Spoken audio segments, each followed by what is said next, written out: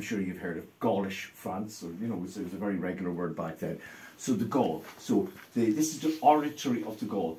People came from all over the world to worship in this area because of St. Brendan. Brendan the Navigator. Come on in, I'm just starting about Brendan the Navigator. So Brendan the Navigator was a monk. He came from this area. He left here, just the other side here, there's a harbour called Brendan's Cove. They left from there in a curragh, in one of these hide-covered boats, and it was half-decked at the very least. It had a mast. We do know that much because we've seen the drawings from the period. And when they sailed from here, they sailed all around the coast of Ireland, which in itself is a big thing. Then they headed for Scotland, went between the islands. That was just before the Dal Riada, the kingdom in that particular area. They sailed on, and they came to what they became, what he came to call the Islands of the Birds, in the end. And that, of course, we now know to be the Faroe Islands. This was the first description of the Faroe Islands, okay, that were not known about beforehand. Then he describes how the sea swept them towards the setting sun. In other words, the Gulf Stream started turning left and pulling just sub-Arctic. And he writes about that. And they came across this island where the mountains were throwing fiery boulders into the sea. Iceland. But he describes landing in Iceland, and he describes bays that we can still recognise from his writings. Okay.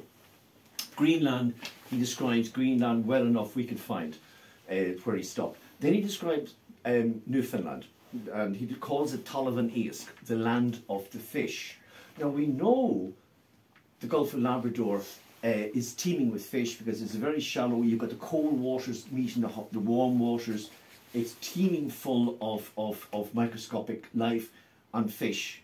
So he called Newfoundland the Talavan Eask. To this day, that's still the Irish term for Newfoundland, new-found land.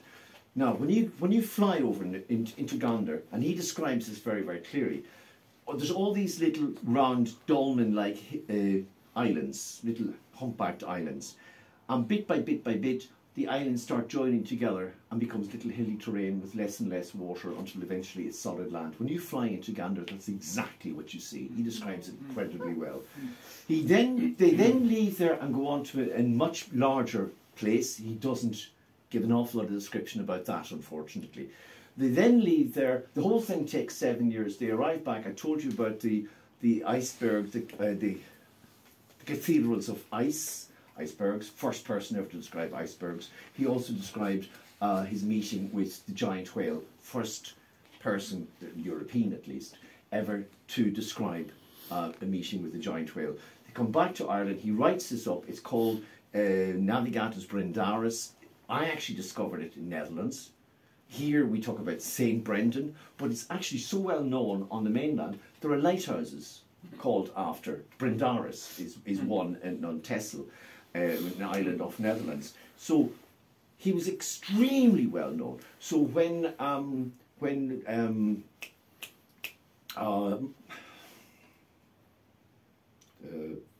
Christopher Columbus wanted to learn about the idea of going to life on the other side, he was convinced it was India.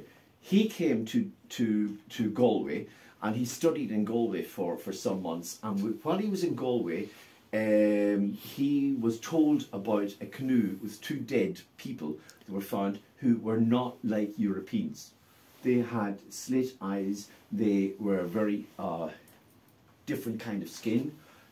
They were Inuit. We didn't have that word at the time. We didn't know. But they had washed from the northwest to Ireland. They came from a different part of the world. Very clear, very obvious. So, and it was in St. Nicholas's in Galway where he was studying the work of Brendan the Navigator, when he was told about you can't go around the world, it's like trying to crack an egg. And he got an egg. There's a very famous holy water font on a big piece of stone, and he gets the egg, cracks it, says, that's how you do it, yeah, crack it. And that was all done in Galway Cathedral. So good reason to follow, if you're being American, good reason to go to St. Nicholas's in Galway. But Columbus didn't sail west from Galway, did he? No, because first of all he was Italian. He wasn't sponsored by the Italians. Italy was broken up into a whole bunch of different states, and it wasn't particularly rich. Spain refused him, but Isabel of Portugal decided she needed to put her stamp on something to prove that she was better than any man. And what better way to do it would be to find a new route to the New World. The rest, as they say, is history. He didn't go off on a whim.